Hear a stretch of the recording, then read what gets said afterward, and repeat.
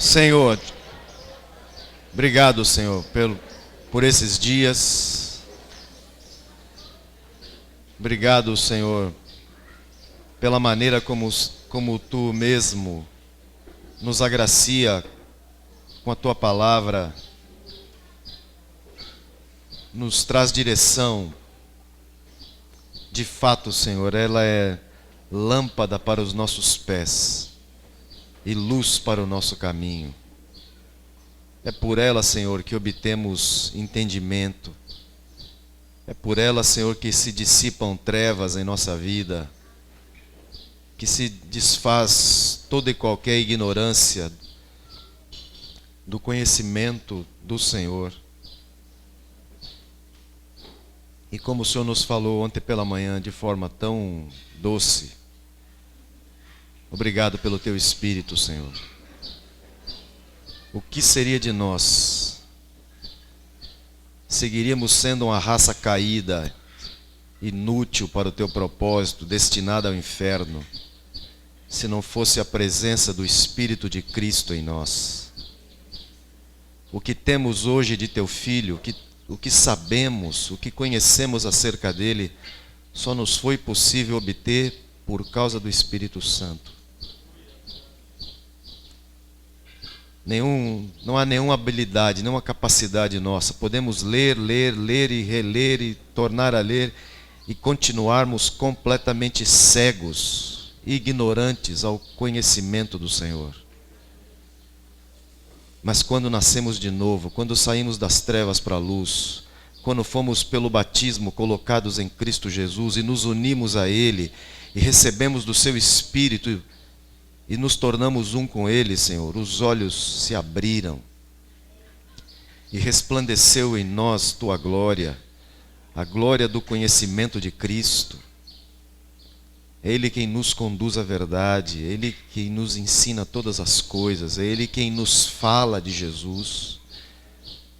Muito obrigado, Senhor. Que nesse caminhar, Senhor, até a Tua vinda ou até a nossa partida desse mundo a qualquer momento, que sejamos homens, mulheres, Senhor, sujeitos ao Senhor, porque só há uma maneira, Senhor, de obtermos tudo isso, é tendo o mesmo sentimento que havia nele. Se em nós habita o Espírito de Cristo, essa tem que ser a atitude de nosso coração. Não pode haver outra, Senhor, senão a mansidão, a doçura. Como o Caibar nos falou ontem, Senhor, sermos homens tratáveis. Se não for assim, Senhor, como o Senhor pode falar conosco? Por isso, Senhor, dá-nos sempre esse reconhecimento que tudo é por causa de Cristo. Não há nada em nós. O Senhor expiou nossos pecados. O Senhor pagou a conta. Nenhuma condenação mais há para nós, Senhor. Mas não foi só isso, Senhor. O Senhor não somente pagou a conta. O Senhor não somente pagou a dívida que era para nós impagável. O Senhor nos salvou. O Senhor nos resgatou. O Senhor nos justificou. O Senhor não somente pagou a conta, mas o Senhor disse, em Cristo Jesus, por meio da fé, o Senhor nos justificou. O Senhor nos declarou justos. Senhor, que coisa terrível. É de tremer todo o nosso corpo, Senhor, de ouvirmos uma palavra como essa. Por causa de tamanha indignidade, Senhor, que somos, que temos sobre nós, que pesa sobre nós. Muito obrigado, Senhor. Só podemos mesmo, Senhor, desfrutar desse rico e precioso amor do Senhor por nós. Muito obrigado, Pai. Muito obrigado. Muito obrigado. Obrigado por esse tempo pela manhã. Nos pedimos que nos guie, nos dirija, Senhor. Em nome de Jesus. Em nome de Jesus, Senhor. Amém. Amém. Amados, conversando com os irmãos aqui, com os pastores, Vinícius, Ricardo, Carlinhos, E os demais agora faz parte do time aqui, não é? Amém. Nós entendemos, dentre as coisas que o Senhor nos falou nesses dias, não caberia termos mais uma pregação aqui hoje. Na verdade, nós queremos ouvir os irmãos, nós queremos praticar aquilo que nós temos aprendido nesses dias aqui, de 1 Coríntios. Amados, o que de fato nós guardamos das coisas, nesses encontros onde estamos? O que esses encontros, esses retiros têm proporcionado à nossa vida? Eu me lembro, e nós vamos ver que, às vezes, a pregação, nós ouvimos um irmão falar, e aquilo é tremendo, e olha que nós temos aprendido ao longo desses anos repetir pregações. Eu acredito que nenhuma das coisas que vocês ouviram aqui, na sexta pela manhã, sexta à noite e ontem pela manhã, nenhuma dessas verdades foi uma coisa nova, vocês nunca tinham ouvido. Não, já ouviram algumas vezes. E eu vou contar um segredo para vocês. Vão continuar ouvindo. E sabe o que nós temos que dizer? Eu vou dizer aos irmãos, graças a Deus. Graças a Deus. Nós, em São Paulo, os últimos meses, nós temos tomado alguns desses ensinos fundamentais que ao longo desses anos nós fomos ouvindo e nós estamos revisando eles. Porque o fato é, não, nós já sabemos isso. Eu não tenho dúvida que vocês sabem. Mas a pergunta é, nós estamos praticando isso? Nós sabemos, eu não tenho dúvida. E nós passamos a saber na primeira vez que nós ouvimos. Agora, uma coisa é saber, a outra coisa é nós estamos fazendo assim. E nós temos tomado alguns desses temas e estamos repetindo aos irmãos. E tem sido algo rico, muito precioso. E Deus tem nos surpreendido, como Ele sempre faz. Esses dias o Hélio compartilhou conosco, revisando o ensino sobre o sacerdócio dos maridos. Gente, não, já ouvi, Efésios 5, está lá, está claro. E não precisa de muita explicação, lê o texto. Você vai lendo o texto, os maridões, né? Você vai lendo o texto e vai fazendo assim. Você vai dar uma vontade de entrar debaixo da cadeira, de fazer um buraco e entrar dentro, do tamanho da vergonha que nós vamos ficando. Se, meu Deus, eu amo minha esposa nesse nível, eu me preocupo com ela, eu cuido dela, e nós temos que falar, e o Hélio nos falou nesse dia, porque ao longo dos anos, algumas irmãs tiveram discipuladores. Irmãs, eu digo casadas, discipuladoras, não é? E nós temos entendido, e essa palavra discipulador não está na Bíblia. Nós a usamos com muito cuidado, com muito critério, mas, amados, não está na Bíblia essa palavra. Mas a palavra, em particular, nessa relação, falando da relação de discipulado, ela não está na Bíblia. Mas, em particular, na relação marido e mulher, existe a palavra cabeça, sacerdote. E eu pergunto, qual é a palavra mais forte? Discipulador ou cabeça? Discipulador ou sacerdote? Então, por aí você vê que nós já procurava mesmo, assim, pô, esse cara não pode parar de falar isso. Tem outra coisa para falar? Mas nós temos que olhar isso de frente e decidir corrigir isso na nossa vida. Uma mulher casada pode ter um discipulador? Sim. Em que situações? O marido é novo convertido. Então, ela vai precisar de uma discipuladora por um tempo. Uma mulher casada precisa de discipulador? Sim. O marido não é convertido. Então, ela precisa de uma discipuladora. Mas se o marido é casado, ela terá uma discipuladora por um tempinho, até que esse marido... Se o marido é convertido, ela vai ter uma discipuladora por um tempo. Mas à medida que esse marido for crescendo, for amadurecendo, ele tem que ser preparado para assumir o cuidado de sua casa. O que o Caibar falou ontem à noite aqui? Essa coisa da casa, do cuidado da esposa, dos filhos. E nós estamos agora, você vê, isso foi a revisão de um tema. Que a gente já vai assim, não, nós já entendemos, somos fera nesse assunto aí. Efésios 5. Vai ler o texto. Só leia. E pensa um pouquinho em cada uma daquelas palavras que ele fala ali. Como Cristo amou a igreja. Essa é terrível, isso é uma facada que não tem tamanho. Meu Deus, isso é uma marreta de uns 10 quilos na cabeça do sujeito. Só mesmo o Espírito Santo em nós para nos dar condição de suportar uma pancada dessa e falar, não, Senhor, eu não vou desistir, eu vou amar minha esposa como o Senhor está dizendo aqui. Antes a alimenta e dela cuida. Meu Deus. E uma vez eu estava vendo esse texto, o que o texto original fala, esse antes a alimenta. A ideia é de um bebezinho sendo amamentado pela mãe. Essa é a ideia, de alimentar, de cuidado. Misericórdia. Ou seja, revisando esses temas. E temas que nós temos falado ao longo desses anos.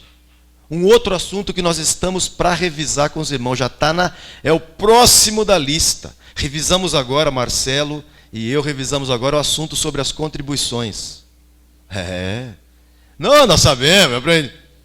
Vamos ler a Bíblia. Vamos ver vamos comparar o Velho Testamento com o Novo Testamento. O que a Escritura diz? Pois bem, e o outro que está na fila agora para nós falarmos agora, assunto antigo, que nós falamos e tornamos a falar, disciplina de filhos. Eu vou te dizer, há anos atrás, quando o Tiago era... os mais velhos, quando o Tiago, Lívia, Priscila eram pequenos assim, o que esses moleques apanharam? Pensa nos caras que apanharam. Porque nós estávamos recém aprendendo. O laboratório foi com eles. Esses caras, o pau comeu para valer para cima deles. E os filhos dos irmãos mais velhos, amados, às vezes me assusta ver. E esse é um ensino que nós recebemos dos irmãos. E foi forte isso conosco. Sinceramente, irmãos, eu vejo alguns pais entre nós em São Paulo, entre vocês, claro que não existe isso, mas entre nós, mas eu vejo alguns casais mais novos em São Paulo, eu vejo alguns completamente perdidos com os filhos. Às vezes os moleques, as crianças fazem o que querem, os pais comem na mão, morre de medo de dar uma lambada na bunda dessa criança. E quando vai disciplinar, parece que está tirando pó. Esse é um assunto que nós queremos revisar e falar sério. Filhos que estão falando de qualquer maneira com os pais, que não tem respeito com os pais, essa coisa... Sabe aquilo que nós aprendemos lá atrás, essa coisa de que você vai na casa e assim, dá um beijo no tio. Esse negócio é sério, não é? E às vezes você vê que os filhos assim, os pais dão orientação, não seguem, dão trombada com os pais. Eu estou ficando assustado.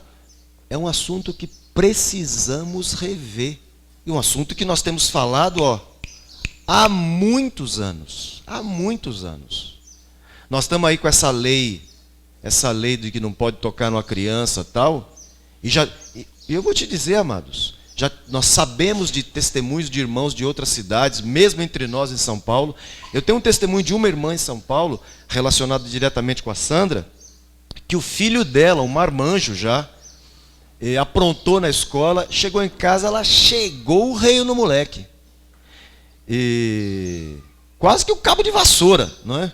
Deu no cara. E aí ele foi, porque o cara é grande, né? E você vai para colocar limite no cara. Para colocar limite. Aí ele foi denunciar a mãe na escola. Graças a Deus pela fé dessa irmã. Porque ela não estava apoiada na palavra de pastor A, B ou C. Estava apoiada na palavra de Deus. Estava debaixo da convicção do Espírito Santo, que é palavra de Deus. E ela foi. E a diretora falou, a senhora bateu? Eu falei, bati. E vou dizer uma coisa para a senhora, vou bater de novo. E sabe por que eu vou bater nele de novo? Para ele aprender a ser homem. Vou bater nele de novo, porque é o seguinte, se eu não bater, quem que vai bater? A senhora vai bater nele? Pois eu quero dizer uma coisa para a senhora, eu vou bater, e vou bater, sabe por quê? Para que ele não dê trabalho a vocês. Sabe por quê que ele tem dado trabalho para vocês aqui? Ou tem dado até menos, porque eu tenho chegado nele. E foi falando, eu bato porque a palavra de Deus ensina. Não teve vergonha de dizer não, disse com toda a convicção, porque a palavra de Deus ensina que é assim. Quando ela terminou, a mulher falou assim, olha, tá o seguinte, só tem um pouco mais de cuidado, mas chega mesmo. Né? Graças a Deus. Graças a Deus. E não é? Então alguns pais falam assim, não, nós não podemos bater, porque agora o conselho não sei o quê, porque não sei o quê. Lembra quando, me parece que eu tenho uma lembrança de que alguém disse, me ajudem aqui a memória, mas me parece que alguém disse que nós seríamos levados diante de tribunais e que nós não nos preocupássemos com o que nós tínhamos que responder diante dos tribunais, porque me parece que uma pessoa ia nos fazer lembrar, ia nos dar convicção. Alguém não disse isso? Não está escrito em algum lugar essa palavra? Mas irmãos, não é chegar lá e falar assim, sabe o que é? É que lá na nossa igreja o pastor ensina que tem que bater. Não me faça uma coisa dessa, pelo amor de Deus. Não é porque eu tenho medo de ser preso, não. Mas eu estou preocupado com a sua fé. Que você vá diante do juiz, que você vá por causa de sua fé. Se teve irmãos ao longo da história da igreja que morreram, que foram comidos por leões, que foram cerrados ao meio, que foram mortos ao fio da espada, o fizeram, não é porque chegaram lá, puxa Pedro, que situação você me colocou, agora eu vou ter que morrer aqui, porque... Não, foram felizes. E foram por causa de sua fé, de sua convicção. E que seja assim. Olha, a minha atitude é essa, porque a Bíblia ensina isso, eu faço assim. Agora só pode perguntar.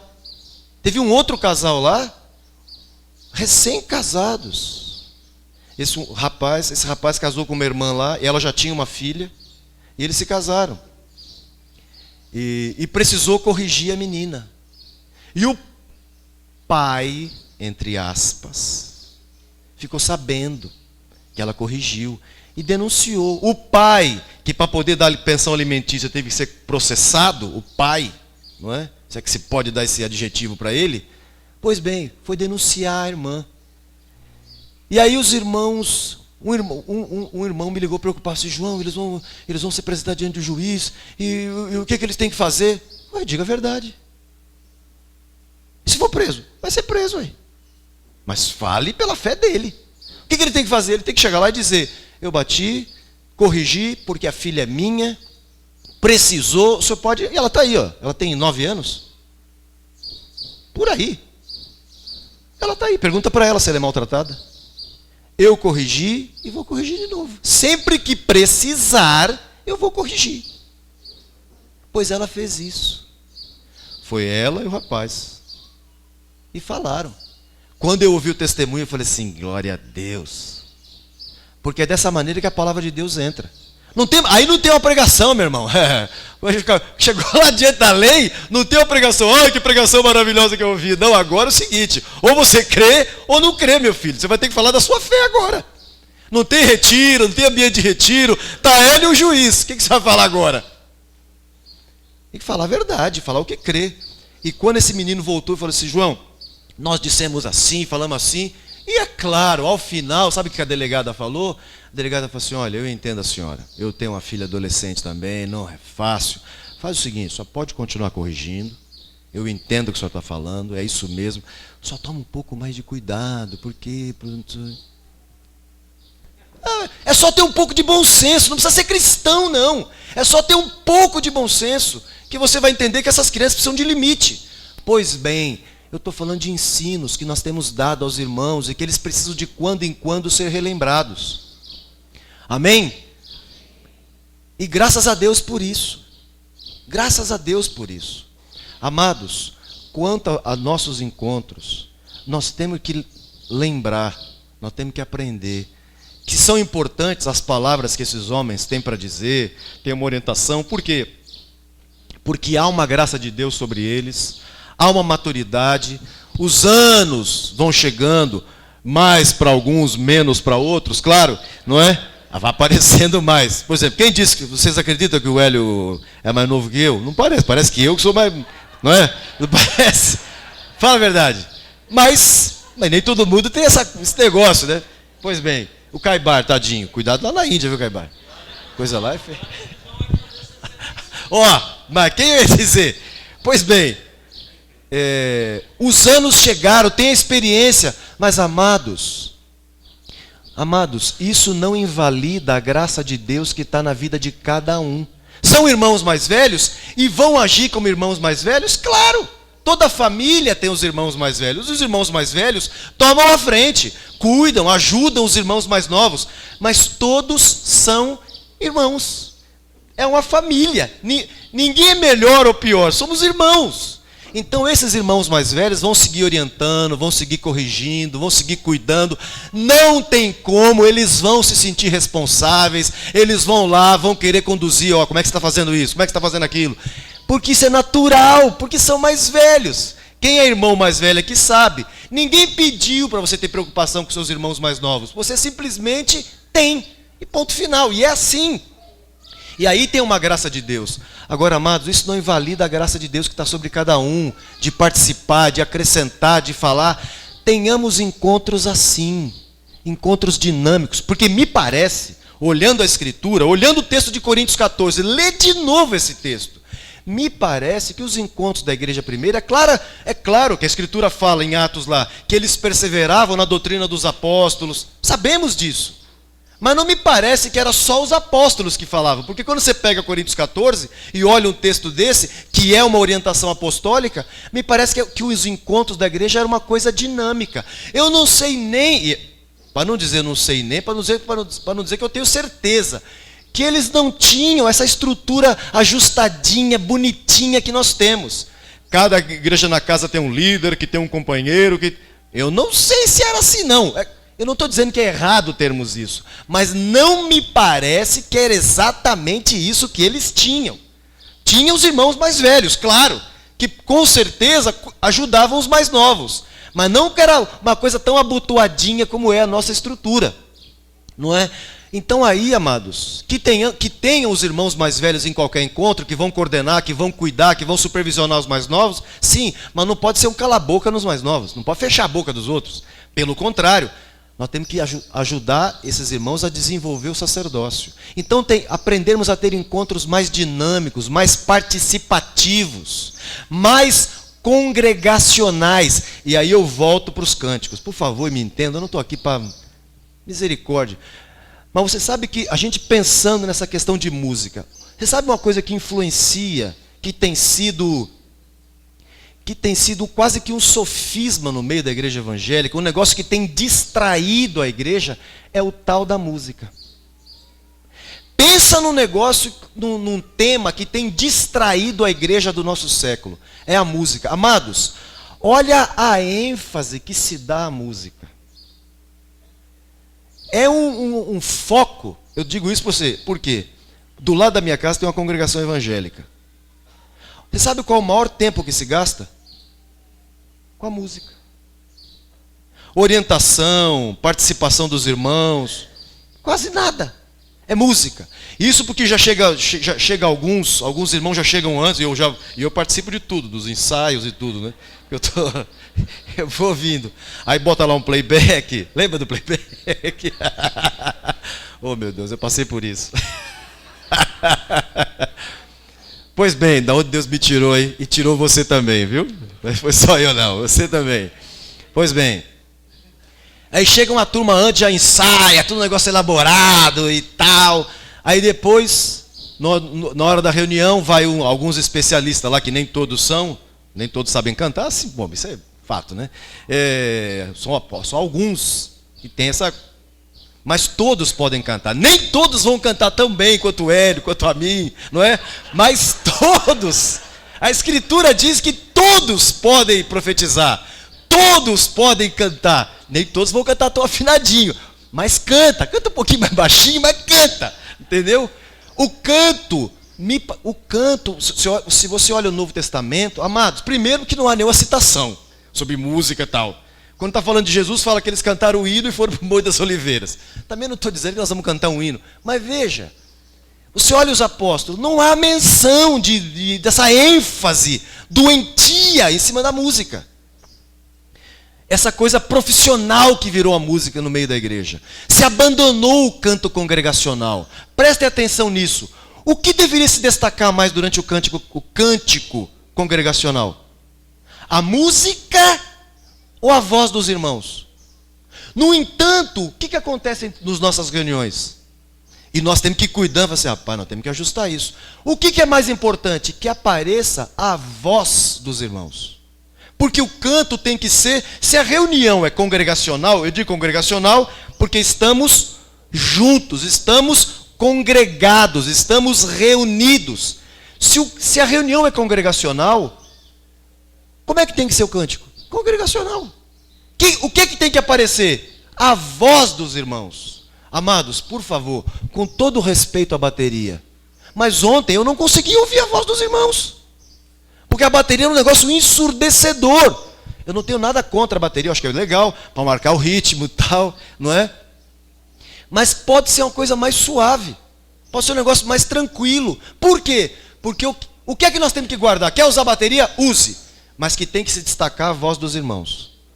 Tem que aparecer hoje as músicas que são produzidas. E infelizmente nós temos que usar essa expressão. As músicas que são produzidas na igreja. Por quê? Porque é o mercado que se faz para vender. E sempre tem um monte de luz, sempre tem um negócio do gelo seco, tipo daquela fumaça que sai nas reuniões.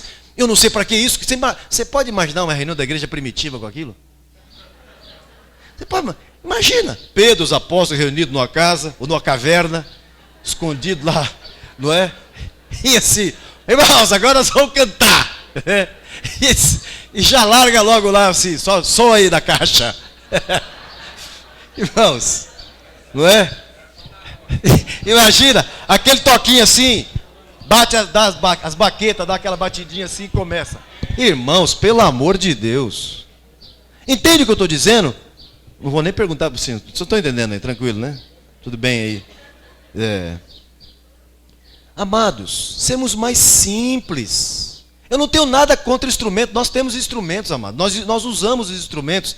Mas que eles ocupem somente o lugar que lhes é devido. Nada mais que isso. Para quê?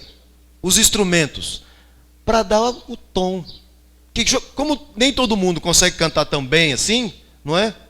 Então precisa do instrumento para dar a nota. E alguns irmãos com a voz melhor, algumas irmãs para dar aquele tom, daquela voz feminina, que é para ajeitar, ficar bonitinho, né?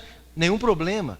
Mas seja uma coisa simples, uma coisa discreta, não precisa ser um negócio elaborado, profissional, não é? Por quê? Porque o que tem que aparecer, porque o irmão que é desafinado, que canta de qualquer jeito, entendeu? É ele que tem que aparecer, a voz dos irmãos. Nós temos que ouvir a congregação cantar. Não pode dar bum, bum, bum. Eu não escuto nada do que estão cantando. É congregacional. Amém? Então faz aquele sonzinho discreto, com cuidado. Amém, Ricardo? Tranquilo. Agora a gente chega no ministério, já chega apanhando, não é? Os irmãos não entendem. Os irmãos veem que essa coisa da música no meio da igreja não é isso? Esse negócio, essa coisa da música. Você pode ver que os cânticos que mais tocam nossa vida.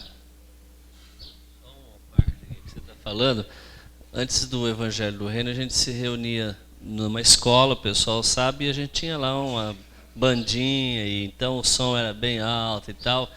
E a gente cantava muito aquela música Leão de Judá. E tinha uma senhora, uma irmãzinha, que acho que ela não escutava direito, porque não tinha condição. Ao invés de cantar Leão de Judá, ela falava assim, vai ter que ajudar, vai ter que ajudar. Então, Mas Gil, ó.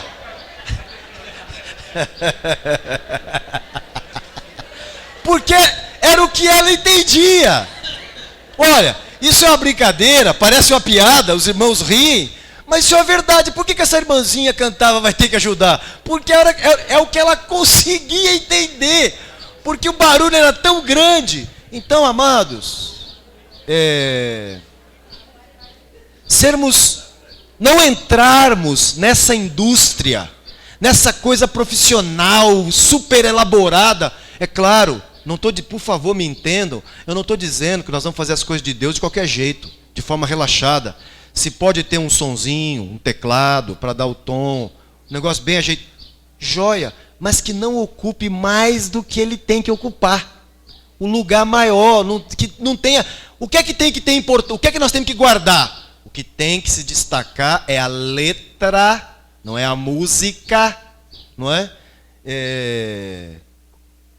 E o que tem que se destacar é a voz dos irmãos. A igreja, quem está reunido aqui tem que ser ouvido. Por isso que entre um cântico e outro, os irmãos têm que aprender, tem que haver um ambiente tranquilo, sem estresse, relaxado, que os irmãos podem levantar a voz e orarem, podem ler um texto. E imagina, como se fosse um encontro na casa com 200, 300. Tranquilo. Por quê? Porque há espaço para isso. E aonde as músicas vão entrar? Não com uma coisa elaborada que já vem, não, cantar essa música, essa. E o Espírito Santo? O Espírito Santo o Espírito Santo está aqui, isso aqui, não vamos cantar isso aí. O Espírito Santo, então tá bom, então fiquei você, estou indo, fui.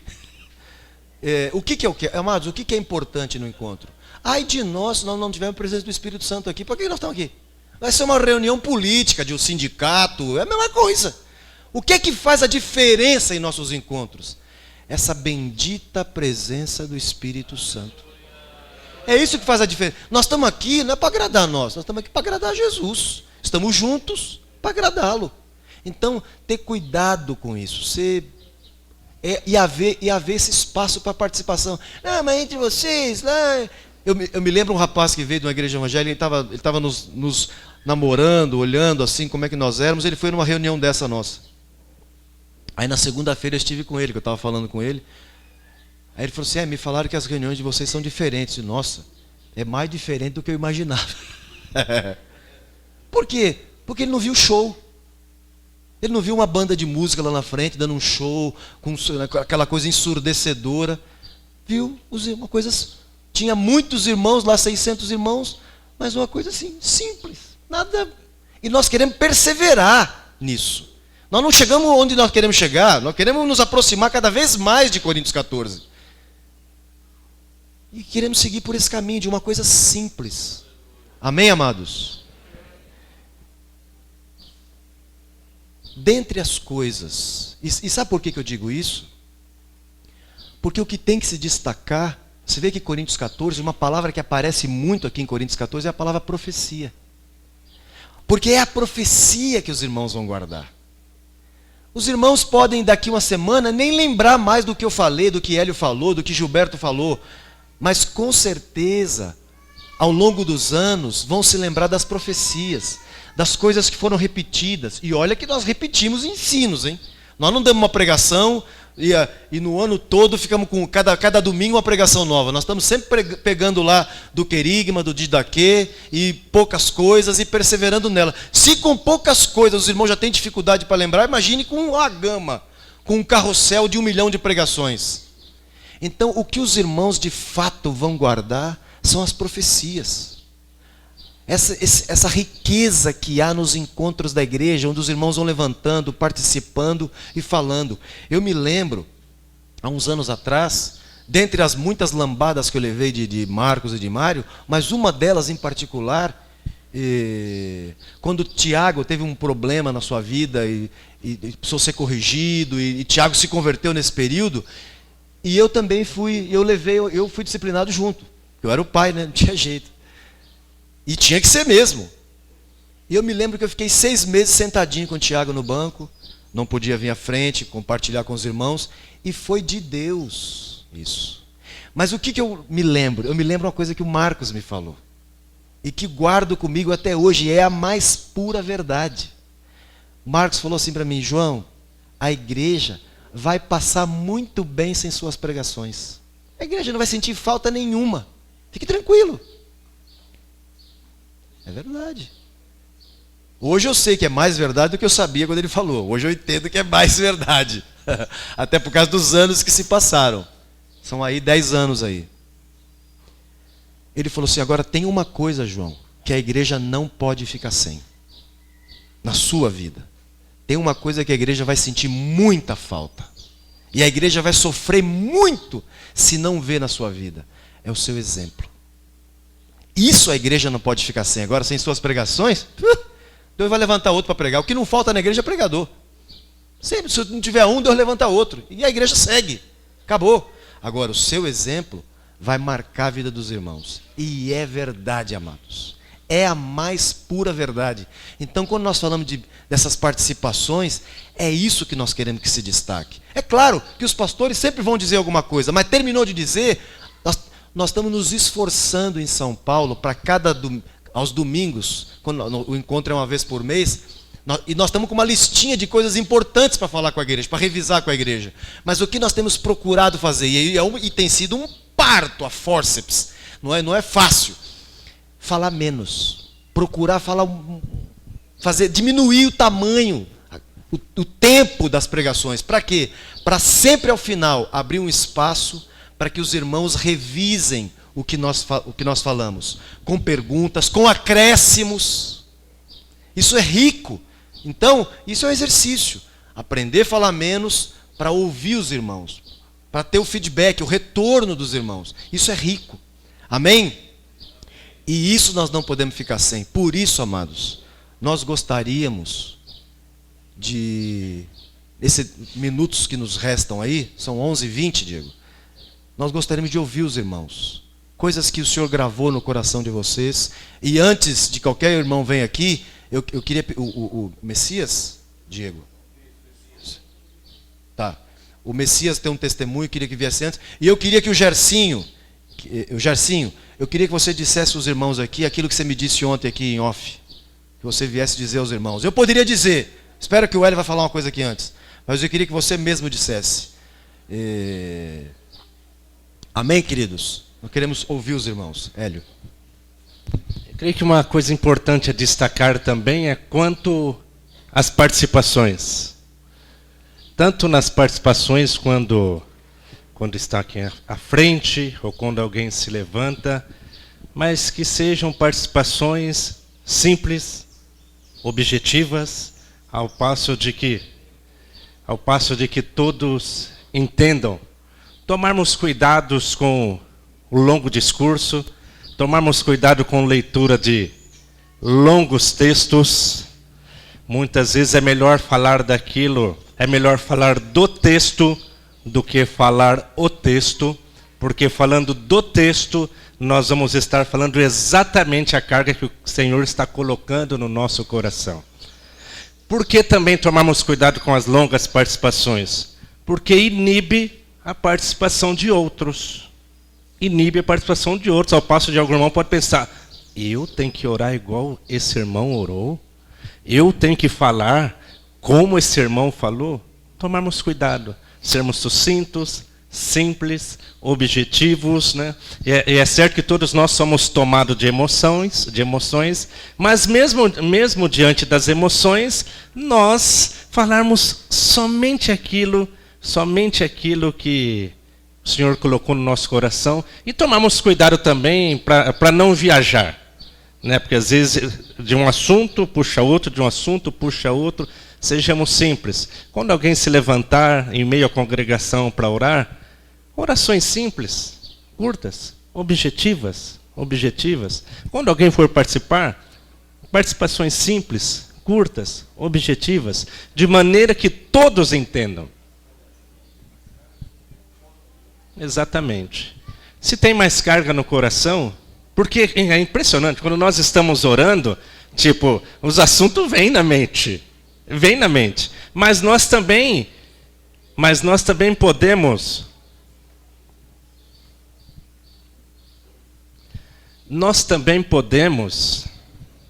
se vem um assunto mais à mente, nós podemos parar, amém, Senhor, se for preciso, ora depois novamente. Mas certamente o Senhor pode e vai levantar outras pessoas para orar aquilo que estava no nosso coração também como carga. Então, tomarmos cuidado, sermos simples, objetivos, claros, ao ponto de que todos entendam, todos sejam edificados, ao ponto de que não haja nenhuma inibição entre nós e haja toda tranquilidade e liberdade para a participação de todos. Amém?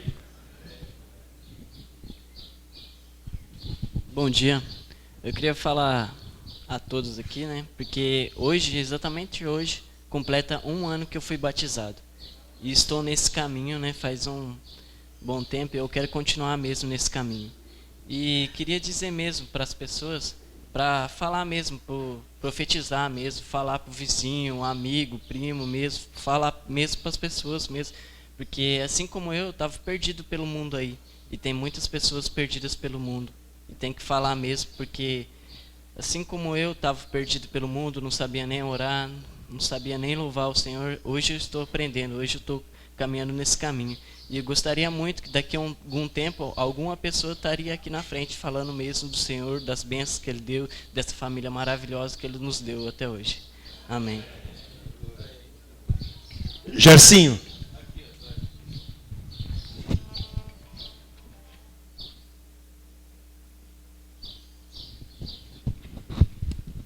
Bom,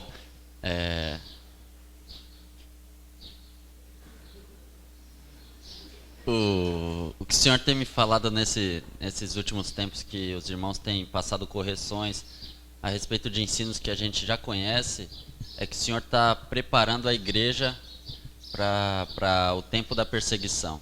Esses tempos que a gente tem de retiro, encontros gerais, o Gil gosta desse assunto, isso aqui vai acabar logo, isso vai durar pouco tempo. A igreja, a função dos pastores não é edificar a igreja. A função dos pastores é o correto ordenamento do corpo. Quem tem que edificar a igreja é a própria igreja. O corpo edifica o corpo.